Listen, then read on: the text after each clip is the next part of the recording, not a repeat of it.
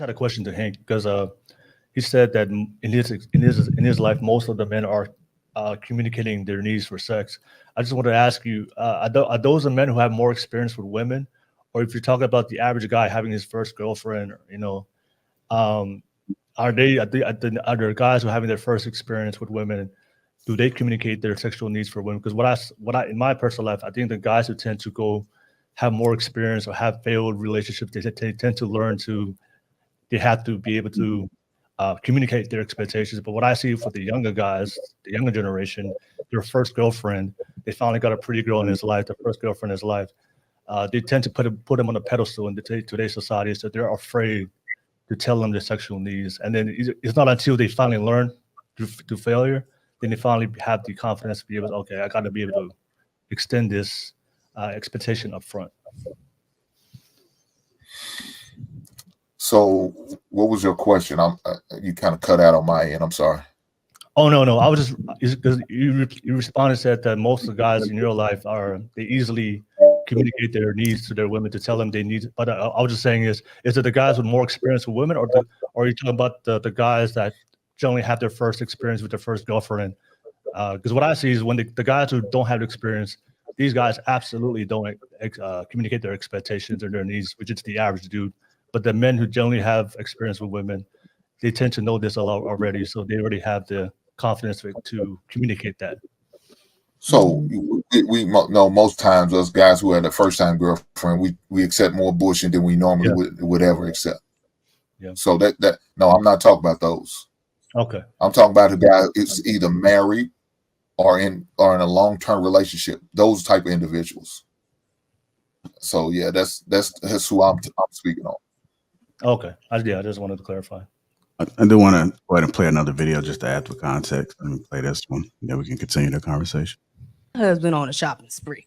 I took him somewhere to go, okay, you done lost some weight, honey. You looking good. You need some new clothes. I believed at a point in time gender roles did exist until life required me not to. I've been married for 9 years and my husband has a mess. So he's not able to work anymore. And as we all know, men are made to be the providers. They're made to go out and make the money. However, that changed for my family. My long life dream was he was about to be a truck driver. I was going to be a stay-at-home mom. I was going to follow my dreams. However, that wasn't the case for me. And even until this day, we're getting better. But my husband is a stay-at-home dad. We have a 3-year-old son that we had after he was diagnosed. And he's the one that takes care of him most of the time. I'm the one that's outside the house, making the money, getting the second job. He's the one at home, folding the clothes, cooking dinner, changing the diapers, giving the baby a bath. And I'm the one that's on the computer working. Does it mean that it's not hard? No, it doesn't. My husband struggles with the gender roles as any man would, but it lets us know that it's possible. It's possible for a man to step into a nurturing role and to thrive in that space. It's possible for me as a Black woman to be able to not tear my man down, to be able to pour into him and to tell him, I value you. Thank you for making dinner today. Thank you for folding those clothes. This bathroom, you missed a little ring around the toilet, but I appreciate you. I appreciate you. And so I feel like that is the biggest thing with the gender roles. Yeah, it could be, I'm not taking out the trash. If my husband is in the house, hey, honey, can you take out the trash? But if he's not and he forgets it, I'm capable of taking out the trash. It doesn't make me any less of a woman. It doesn't make him any less of a man. It's about who you are as a person and what your life looks like. And we can get so stuck on who plate you supposed to make first, the man or the child. Me and my husband, like, these kids better eat first. Because that's how we operate. How everybody else operate is different. So try not to get if you do believe in the gender roles, right? That's okay. Believe in them, but know that there may come a time where life requires you to believe something different. And it may be a little uncomfortable at first. You may have to fight through it. I get it, ladies. I get it. Your man's supposed to be buying you everything. He's supposed to be taking you shopping. He's supposed to be taking you on those trips. But sometimes it's going to look different. So I took my husband on a shopping spree. I took him somewhere to go, okay, you done lost some weight, honey. You looking good. You need some new clothes. Like, let's get you feeling good. Let's get you looking good. Like the man over there said, let me pour into you. Let me date you. Let me show you how much I value you, because I know you need that. And I know without a shadow of a doubt, he appreciates it all. All right. Go ahead, Cookie. That's common sense. You would think that that's common sense, right? Am I wrong for thinking that way?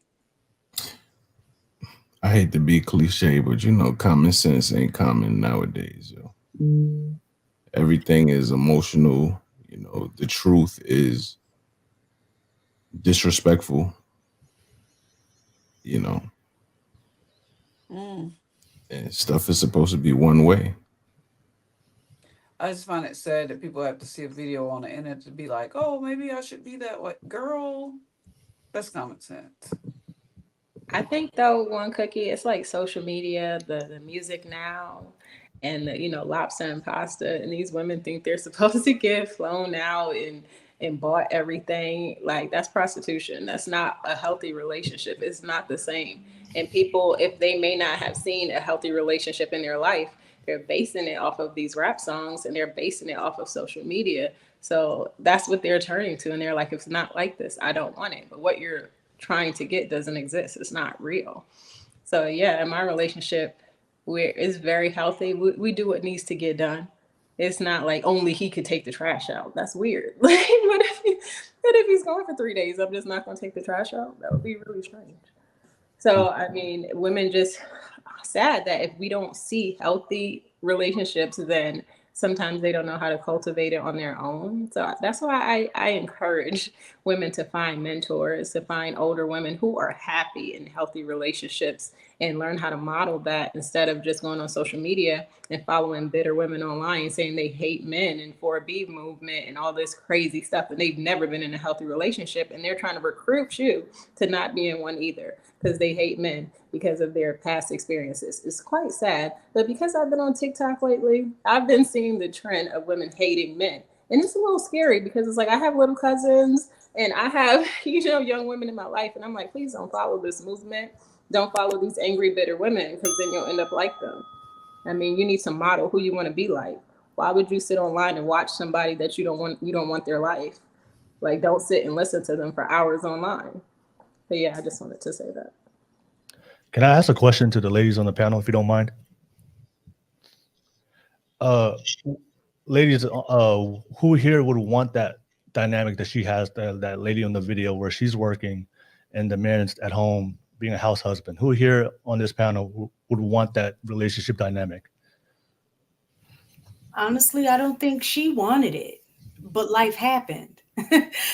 I mean, and I think that's what marriage is. A lot of time people go in with specific expectations about the way things should be or the way they envision their marriage to be or life to be, just in general. And then life happens and you make the adjustments. There was a time, I think when we first moved here, we thought it was going to be an easy transition, and it took a few months for my husband to find work. We came from New York and we came here, so we're trying to, in our minds, thinking that it'd be easy to find a job, because of his skills that he had and what he did. But we weren't familiar with the Atlanta way or Georgia way. We didn't have the same connections like we had when we were in New York, so it was a little different. So I had to manage stuff for a few months until he found the job. Vice versa, when I was out of work, he had to manage everything on his own. So it's a partnership in a sense that when one person can't do something, it's your responsibility to step in and hold it down until you come back to a sense of balance of what that is. So, but nobody wants it if that's not what they planned for, but stuff happens. and you make the adjustments. And I think people fail So to understand about we I just say go real ahead, quick. go ahead. People don't understand the dynamic of marriage. When you got married at 30, it probably is not the dynamic at 45. Things are not always going to stay the same. Like people fall on hard times. This woman posted on TikTok that she left her husband after 2 years because he lost his job and he went broke, and then she divorced him. Like, come on now. Maybe him being broke in that season is not what she wanted, but that's a season. You know what I mean? It's like you don't divorce somebody because they lose their job. You help them for that season until they get back on their feet. Then you're in a different season. So people don't know how to stand the test of time anymore. They're just like, oh, I don't want this dynamic right now. It's over. Like the dynamics are, it's a flow. It's going to always change in a marriage. You're not going to be the same people 20, 30 years later. You're not going to have the same job, live in the same location, make the same money. So to expect things to stay the same is really immature when going into a marriage. If you want a healthy marriage, you agree to those vows that you're going to be there, sickness and health. People get sick every day. They get cancer every day. You know what I mean? My man got a finger cut off. Things happen that you may not anticipate, but that's the point of making that vow that you're like, okay, we're going to work through this regardless, and we're going to come out together as a team and make it through this season. So we have to remember that in situations. I wouldn't want her dynamic. Probably, definitely not. I don't want to be the sole breadwinner. But hopefully their dynamic changes in 10 years. I need to plug this in. But yeah, that's it. Okay. All right. Anybody else want to add anything? So Yeah, I was just mistaken. gonna. Oh, go Answer the ahead. question, ma'am. Come on, mistaken. Would you be willing to do that? Would you be willing to take on her dynamic from her on out for the end of your life?